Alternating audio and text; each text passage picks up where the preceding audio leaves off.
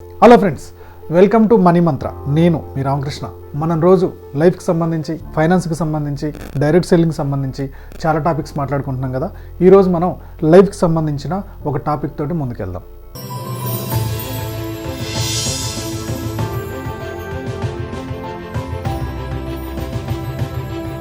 ఇప్పుడు మనం మాట్లాడుకోబోయే topic the science of getting rich. Author వచ్చేసి వ్యాలీస్ రాశాడనమాట. సో ఈ బుక్ సమ్మరీ గురించి మనం మాట్లాడుకుందాం. సో ఆథర్ ఈ బుక్ రాయడానికి ముందు చాలామంది రిచ్ పర్సన్స్ ఇంటర్వ్యూ తీసుకోవడానికి వెళ్ళాడనమాట. సో ఆ ఇంటర్వ్యూస్ అన్నీ చేసిన తర్వాత ఫైనల్గా ఆథర్ కొన్ని విషయాలను గమనించాడు. రిచ్ మ్యాన్కి, మిడిల్ క్లాస్ మ్యాన్కి ఉండే వేరియేషన్ ఏంటి, ఏ ఆలోచనల వల్ల వాళ్ళు రిచ్ అయ్యారు, ఏ ఆలోచనలు ఉండడం వల్ల మిడిల్ క్లాస్ మ్యాన్ అలానే ఉండిపోయాడు అనేది చాలా వేరియేషన్ చెప్పాడు. అందులో ముఖ్యంగా మనం ఒక 5 పాయింట్స్ మాట్లాడుకుందాం. ఫస్ట్ వన్ వచ్చేసి టైం సేవింగ్, మనీ సేవింగ్. ఒక పర్సన్కి వాళ్ళ ఆవిడ కిరాణా సామాన్ తీసుకురమ్మని చెప్పి ఒక లిస్ట్ రాసి ఇచ్చింది. దాని పక్కన వాటి రేటు కూడా వేసి ఉందన్నమాట. సో అతను ఆ లిస్ట్ తీసుకొని వాళ్ళ గల్లీలోనే ఉన్న ఒక షాప్కి వెళ్ళాడు. ఆ షాప్లో రేటు చాలా ఎక్కువగా ఉంది. ఎందుకంటే వాళ్ళు సామాను చాలా దూరం నుంచి తీసుకొస్తారు, చాలా క్వాలిటీ ఉంటుంది. సో వాళ్ళ మిస్సెస్ రాసిన రేట్స్ కన్నా కొంచెం రేట్ ఎక్కువగా ఉంది. సో ఎందుకు ఇంత రేట్ పెట్టాలని చెప్పేసి సో అతను అక్కడి నుంచి ఏరే షాప్కి వెళ్ళాలనుకున్నాడు. ఆ షాపు అక్కడి నుంచి 1 కిలోమీటర్ దూరం ఉంటుంది. సో ఇంటికి వచ్చి మళ్ళీ స్కూటర్ తీసుకొని ఆ షాప్కి వెళ్ళాడు. అక్కడికి వెళ్తే రేటు తక్కువగా ఉంటుంది కాబట్టి చాలా పెద్ద క్యూ ఉంది. అలా క్యూలో నిలబడ్డాడు. 1 అవర్ తర్వాత ఆ ప్రోడక్ట్ తీసుకున్నాడు, ఆ కిరాణా సామాన్ తీసుకున్నాడు. వాళ్ళ ఆవిడ రాసిన రేటుకే ఆ ప్రొడక్ట్స్ వచ్చాయి. అవన్నీ తీసుకొని ఇంటికి వచ్చాడు. ఇంటికి వచ్చి చాలా ప్రౌడ్గా ఫీల్ అయ్యాడు. వాళ్ళ ఆవిడతో అన్నాడు, చూసావా, చాలా తక్కువ రేటుకి తీసుకొచ్చాను, నువ్వు ఎంత రేటుకి చెప్పావో అంత రేటుకి తీసుకొచ్చాను, పలానా షాప్లో అయితే చాలా ఎక్కువ రేటు ఉంది, నేను ఇవాళ ఇంత సేవ్ చేశాను అని చెప్పేసి అన్నాడంట. మీరైతే ఇతను చేసిన పని తెలివైన పని అంటారా, అమాయక పని అంటారా? మిడిల్ క్లాస్ మెంటాలిటీ వల్ల అయితే దీన్ని తెలివైన పని అంటారు. అదే రిచ్ పీపుల్ అయితే ఇది చాలా అమాయక పని అంటారు. 1 అవర్ వేస్ట్ చేసి మనం సేవ్ చేసేది ఎంత అనేది వాళ్ళు ఎక్కువగా ఆలోచిస్తారు. ఎగ్జాంపుల్కి మీరు లైన్లో నిలబడడం వల్ల ఒక 200 సేవ్ చేయగలిగారు అనుకుందాం. అదే 1 అవరు మీరు గనక ఇంకేదైనా ప్రొడక్టివిటీ పనికి పెట్టుంటే మీకు ఒక 2000 వచ్చి ఉండేటి కదా. ఈ 2000 వచ్చినప్పుడు ఈ 200 సేవ్ గురించి ఆలోచించాల్సిన అవసరం ఉండదు కదా అంటారు ఆథర్. రిచ్ మ్యాన్ ఎప్పుడు కూడా ఆ గంట కూడా నేను ఎందుకు వేస్ట్ చేయాలని చెప్పి ఆలోచిస్తూ ఉంటారు. వాళ్ళ ఇంట్లో నౌకర్లను పెట్టుకుంటారు, డ్రైవర్లను పెట్టుకుంటారు, పనికి చాలామంది అసిస్టెంట్స్ని పెట్టుకుంటారు. ఇవన్నీ వాళ్ళకి బద్ధకం వేసి కాదు, ఈ టైంలో ఇంకేదన్నా పని చేయొచ్చు కదా, ఈ టైంలో ఇంకేదన్నా ఆలోచించుకోవచ్చు కదా అని చెప్పేసి వాళ్ళ ఆలోచనలకు ఎక్కువగా ఇంపార్టెన్స్ ఇస్తారు. అందుకని టైంకి ఇంపార్టెన్స్ ఇస్తారు. మిడిల్ క్లాస్ పీపుల్ ఎప్పుడు కూడా మనీ సేవ్ చేసుకోవడం గురించి ఆలోచిస్తారు. మనీ సేవ్ చేసుకోవడం తప్పని నేను అనట్లేదు. మనీని మీరు ఒక 200 సేవ్ చేయడానికి ఎంత టైం వేస్ట్ చేస్తున్నారనే పాయింట్ మాత్రమే నేను మాట్లాడుతున్నాను. ఫర్ ఎగ్జాంపుల్, ఒక టీచర్ ఉన్నారనుకుందాం. ఈ టీచరు ఒక 2 అవర్స్ ట్యూషన్ చెప్తే తనకి డైలీ ఒక 2000 వస్తుంది అనుకుందాం. 2 అవర్స్ ట్యూషన్కి ఆమెకు 2000 వస్తుంది. కానీ ఈ 2 అవర్స్ ట్యూషన్లో ఒక 1 అవర్ తన ఇంట్లో పనులకు పెట్టుకుంది అనుకుందాం. 1 అవర్ ఇంట్లో పనులకు పెట్టుకున్నప్పుడు తనకి ట్యూషన్లో నుంచి వచ్చే ఇన్కమ్ 1000 తగ్గిపోతుంది. ఒక 1000 తగ్గిపోతున్నప్పుడు 30 రోజుల్లో 30,000 తగ్గిపోతుంది తన ఇన్కమ్. మనం డైలీ ఆ ఇంట్లో పనితోటి 30,000 లాస్ చేసుకునే బదులు ఒక పన్నమ్మాయిని పెట్టుకుంటే ఆమెకు నెలకి 2,000 3,000 ఇస్తే మిగిలిన 27,000 సేవ్ అవుతాయి కదా. టైంని ఇలా సేవ్ చేసుకోవాలి కదా అంటాడు ఈ ఆథర్. సెకండ్ పాయింట్ వచ్చేసి fast execution, lack of starting. Rich పీపుల్లో ఎక్కువగా ఏదన్నా ఒక విషయం అనుకున్నారంటే దాన్ని ఇమీడియట్గా స్టార్ట్ చేసేస్తారు. ఎగ్జాంపుల్కి వాళ్ళకు ఒక ఆలోచన వచ్చింది. ఆలోచన వచ్చిన తర్వాత దాని గురించి కొంచెం రీసెర్చ్ చేస్తారు. ఇది బాగానే ఉందనుకుంటే ఇమీడియట్గా స్టార్ట్ చేసేస్తారు. స్టార్ట్ చేసిన తర్వాత స్టెప్ బై స్టెప్ దాన్ని మాడిఫై చేసుకుంటూ ఉంటారనమాట. సో రతన్ టాటా గారు అంటారు, నేను ఏదైనా స్టార్ట్ చేయాలంటే ఇమీడియట్గా స్టార్ట్ చేస్తా, స్టార్ట్ చేసిన తర్వాత నేను కరెక్షన్ చేసుకుంటూ వెళ్ళిపోతానని చెప్పి అతను చాలా ఇంటర్వ్యూలో చెప్పారనమాట. సో వాళ్ళకి పలానా ఫీల్డ్లో నేను స్టార్ట్ చేయాలనుకున్నప్పుడు కొంచెం రీసెర్చ్ చేస్తారు. ఓకే, ఆ ఫీల్డ్లో బాగా వర్కౌట్ అవుద్ది అనుకుంటే ఇమీడియట్గా స్టార్ట్ చేస్తారు. స్టార్ట్ చేసినప్పుడు స్టార్టింగ్ లెవెల్లో చాలా ఆబ్స్టకిల్స్ వస్తూ ఉంటాయి. వాటిని ఒక్కొక్కటి సాల్వ్ చేసుకుంటూ ఎగ్జిక్యూట్ చేసేస్తారు. మిడిల్ క్లాస్ పీపుల్ ఏముందంటే వాళ్ళకు ఆలోచన వచ్చింది, ఒక బిజినెస్ స్టార్ట్ చేద్దాం అనుకుంటారు. ఈ బిజినెస్ గురించి గూగుల్లో, పుస్తకాలలో, ఫ్రెండ్ సర్కిల్లో ఎక్కడ కలపడితే అక్కడ రీసెర్చ్ చేస్తారు, ఒక ఫైల్ మెయింటైన్ చేస్తారు, అక్కడితో ఆగిపోతారు అన్నమాట. సో దాన్ని ఎంత రీసెర్చ్ చేస్తే ఏం ఉపయోగం, దాన్ని ఎగ్జిక్యూట్ చేస్తేనే రిజల్ట్స్ కనబడతాయి. సో దేవుడు ఎప్పుడు కూడా నీకు చాలా ఇన్ఫర్మేషన్ తెలుసు కదా అని డబ్బులు ఇవ్వడు. తెలిసిన ఇన్ఫర్మేషన్ని ఎప్పుడైతే ఎగ్జిక్యూట్ చేస్తామో అప్పుడే డబ్బులు ఇస్తాడు. థర్డ్ వన్ వచ్చేసి హౌ అండ్ హూ. సడన్గా మీకు ఒక బిజినెస్ ఐడియా వచ్చింది, మీకు ఆల్రెడీ ఒక షాప్ ఉంది, ఆ షాప్ని డిజిటల్గా దాన్ని ముందుకు తీసుకెళ్దాం అనుకున్నారు. ఆలోచించినప్పుడు ఏమవుతుంది, ఫస్ట్ ఒక యాప్ తయారు చేయాలంటే మనకు కోడింగ్ రావాలి లేదా సాఫ్ట్వేర్ తెలిసి ఉండాలి. ఓకే, ఈ సాఫ్ట్వేర్ తెలిసిన తర్వాత దీన్ని జనాల్లోకి తీసుకెళ్ళడానికి కొంచెం మార్కెటింగ్ అవసరం ఉండాలి.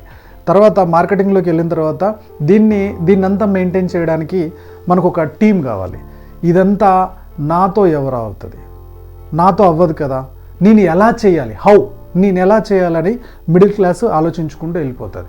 ప్రతిదానికి హౌ, నేను ఎలా చేయాలి,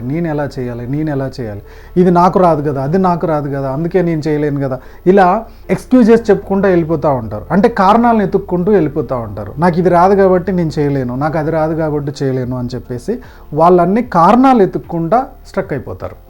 అదే రిచ్ పీపుల్ అయితే వాళ్ళకి థాట్ వచ్చింది, సేమ్ మీలాగానే వాళ్ళు షాపును ఆన్లైన్లోకి షిఫ్ట్ చేయాలనుకుంటున్నారు. వాళ్ళు ఎవరు ఈ పని చేస్తారని ఆలోచిస్తారు. సో ఈ పని చేయాలంటే ఎవరెవరు కావాలి, నాకు కోడింగ్ ఎక్స్పర్ట్ కావాలి, తర్వాత సాఫ్ట్వేర్ డెవలపర్ కావాలి, ఆ తర్వాత ఇది చూసుకోవడానికి నాకు ఒక టీం కావాలి, వీళ్ళందరూ ఎలా దొరుకుతారని చెప్పి వాళ్ళు ఆలోచిస్తారు. ఎగ్జాంపుల్కి మీరు ఒక ఇల్లు కట్టించాలనుకున్నారు అనుకుందాం, ఒక కాంట్రాక్టర్ని చూసుకుంటారు. ఈ కాంట్రాక్టరే మొత్తం పనులు చేస్తాడా, అతనే పునాదులు తోవి, అతని గోడలు కట్టేసి, అతనే స్లాబ్ వేసేసి, అతనే ప్లంబింగ్ వర్క్ చేసి, అతనే వైరింగ్ అంతా లాగి, ఎలక్ట్రిక్ వర్క్ అంతా అతనే చూసుకుంటాడా? లేదు కదా. ఆ కాంట్రాక్టర్ దగ్గర ప్లంబర్ నెంబర్ ఉంటుంది, ఫ్లోరింగ్ వాళ్ళ నెంబర్ ఉంటుంది, గోడ కట్టడానికి అవసరమైన మేస్త్రి నెంబర్ ఉంటుంది. ఇలా ఆ ఇల్లు కట్టడానికి కావాల్సిన వాళ్ళందరి నెంబర్ ఆయన దగ్గర ఉంటుంది. అతను దీన్ని ఈజీగా వర్కౌట్ చేస్తాడు. సో రిచ్ పీపుల్ ఎప్పుడు కూడా ఇది ఎవరు చేస్తారు, ఎవరెవరు నాకు అవసరం పడతారు, ఎవరితోటి నేను దీన్ని ఎగ్జిక్యూట్ చేయాలి అని చెప్పి సొల్యూషన్ ఎతుకుతూ ఉంటారు. మిడిల్ క్లాస్ పీపుల్ ఏం చేస్తామంటే ఇది నాతో అవ్వదులే అని ఆగిపోతారు. నీతో అవ్వకపోతే ఎవరితో అవుతుంది, ఎవరి హెల్ప్ తీసుకోవాలి, వాళ్ళకి మీకు ఏం పార్ట్నర్షిప్ ఉండాలి, ఓకే, ఏ పార్ట్నర్షిప్లో వాళ్ళకి ఎంత కమిషన్ వస్తుంది, మీకు ఎంత కమిషన్ వస్తుంది, దీన్ని ఎలా ఎగ్జిక్యూట్ చేయగలుగుతామని ఆలోచించాలి. ఫోర్త్ స్టెప్ వచ్చేసి positive thinking and negative thinking. Rich people ఎప్పుడు కూడా రిస్క్ తీసుకొని పాజిటివ్ థింకింగ్తో ముందుకెళ్తారు. డొనాల్డ్ ట్రంప్ గొప్ప బిజినెస్ పర్సన్, ఒకానొక స్టేజ్లో అప్పుల పాలైపోయాడు. అతన్ని చూసిన జనాలందరూ ఏమనుకున్నారంటే ఇతని పని అయిపోయింది, ఇక వీడు లైఫ్లో ఎదగడలే అనుకున్నాడు. అయినా సరే అలాంటి ట్రంప్ మళ్ళీ లైఫ్లో పైకి ఎదిగాడు, అప్పులని తీర్చాడు, ఆస్తులను మళ్ళీ కూడా పెట్టుకున్నాడు, అమెరికన్ ప్రెసిడెంట్ కూడా అయ్యాడు. ఇదే సిచ్యువేషన్లో మనం అనుకున్నాం అనుకోండి, ఎగ్జాంపుల్కి ఏదో ఒక చిన్న బిజినెస్ స్టార్ట్ చేస్తాం, 2 lakhs 3 lakhs, ఓకే, అది మన లెవెల్కి, మన మిడిల్ క్లాస్ లెవెల్కి అది పెద్ద ప్రాబ్లమే. బట్ ఆ ప్రయత్నంలో ఒక 2 లక్షలు 3 లక్షలు పోయినాయి అనుకోండి, జీవితంలో మళ్ళీ బిజినెస్ జోలికిపోవడం, విపరీతమైన భయంతో ఏదో ఆయనకి నచ్చని చిన్న జాబ్ చేసుకుంటూ జీవితాంతం గడిపేస్తాడు అనమాట. ఓకే, సో ఎక్కడ పడిపోయాడో అక్కడి నుంచి లేవడు. ఇంకా ఇద్దరు లాస్ అయిపోయారు. స్ట్రాంగ్గా ఆలోచించేవాడు మళ్ళీ పైకి లేచాడు, ఓకే, నెగిటివ్గా ఆలోచించేవాడు అక్కడే పడిపోయాడు. ఇక నాతో అవ్వదులే అని ఓటమి నొప్పేసుకొని జీవితం అంతా అదే ఓటమిలో నడిపేసుకుంటూ వెళ్ళిపోతాడు. జీవితం అంతా ఆ సాకే చెప్తాడు. 20 సంవత్సరాలైనా నేను పలానా బిజినెస్ చేయబట్టి ఇలా అయ్యాను, 30 సంవత్సరాలైనా నేను పలానా పని చేయబట్టి ఇలా అయ్యానని చెప్పి ఎదగడానికి ఆలోచించకుండా ఎందుకు లాస్ అయ్యాడో 30 సంవత్సరాలు అదే కథలు చెప్పుకుంటూ ఉండిపోతాడు మిడిల్ క్లాస్. రిచ్ పీపుల్ ఎంత లాస్ అయినా మళ్ళీ దాన్ని ఎలా బయటపడేసుకోవాలి, నేను ఎక్కడి నుంచి ఎదగాలో ఆలోచిస్తాడు అంటారు. నెక్స్ట్ వన్ వచ్చేసి నిర్మోహమాటం, మొహమాటం. సో వాల్మార్ట్ ఓనర్ అతను కాంపిటేటివ్ సూపర్ మార్కెట్లోకి వెళ్ళినప్పుడు వాళ్ళు ఎలా చేస్తున్నారు, రేట్ ఎలా పెడుతున్నాడు, ఒక ట్యాగింగ్ ఎలా చేస్తున్నారు, వాళ్ళ స్టోర్లో మ్యూజిక్ ఎలా ప్లే అవుతుంది, ఇలాంటి చిన్న చిన్న విషయాలు కూడా గమనించేవాడంట. లైఫ్ టైం కార్డు డిజైన్ దగ్గర నుంచి పైన ప్లే అయ్యే మ్యూజిక్ వరకు, ఓకే, వాల్మార్ట్ మొత్తం స్టోర్ అంతా డిజైనింగ్ అంతా ప్రతిదీ కూడా ప్రతి సబ్జెక్టు మీద కూడా వాళ్ళ గ్రిప్ నేర్చుకుంటారంట. అది చిన్నవాళ్ళతో మాట్లాడాలన్నా పెద్దవాళ్ళతో మాట్లాడాలన్నా నేను ఈ పొజిషన్లో ఉన్నాను కదా, నాకేమి, నేను వెళ్ళి మాట్లాడకూడదు కదా, ఎలాంటివి ఏముండవంట. అతను బిజినెస్లో ప్రతి ఫీల్డ్ గురించి కూడా అవగాహన పెంచుకుంటారు, రిచ్ పర్సన్స్ అంటారు. మనం ఏదన్నా ఒక బిజినెస్ స్టార్ట్ చేయాలనుకుంటే ఒక 4 రూపాయలు రాగానే ఫాల్స్ ప్రెస్టేజ్కి వెళ్ళిపోతాం. మనం గ్రౌండ్ లెవెల్లో ఏం జరుగుతుందో వెళ్ళాం, చూడం, మిడిల్ లెవెల్లో ఏం జరుగుతుందో వెళ్దాం, మార్కెటింగ్ లెవెల్లో ఎలా జరుగుతుందో వెళ్దాం. పొద్దాక మన ఆఫీస్లో కూర్చొని వాళ్ళతో మీటింగులు పెట్టుకుంటూనే అబ్జర్వ్ చేస్తూ ఉంటాం. ఓకే, బట్ ప్రతి ఫీల్డ్ మీద కాన్ఫిడెన్స్ తెచ్చుకున్న రోజునే ఈ బిజినెస్లో ముందుకెళ్తాము అని చెప్పి అంటాడు ఆథర్.